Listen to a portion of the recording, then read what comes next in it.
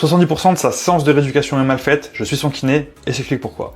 Ici avec Thomas, on commence par l'isométrie pour désensibiliser le secteur douloureux, puis on passe sur du CARS en procubitus, toujours pour venir mettre un focus sur son extension glénomérale, on lâche pas, c'est toujours notre objectif. Et ensuite, on va pouvoir venir passer sur un travail en excentrique des biceps, on va venir cumuler l'extension glénomérale avec un travail du biceps. Problème ici déjà, on voit que quand il va venir chercher à fléchir les coudes, il va venir emmener une flexion relative. Et moi j'aurais bien aimé qu'il reste en extension glénomérale pour un max de tension du début à la fin et venir apprendre à dissocier les deux.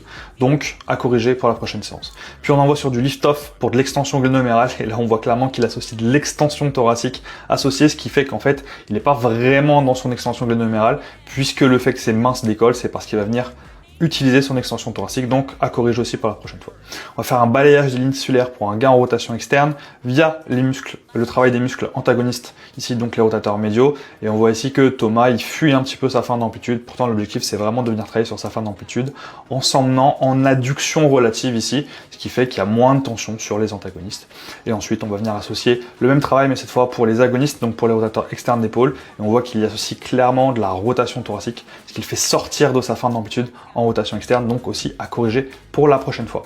Et n'oublie pas de t'abonner.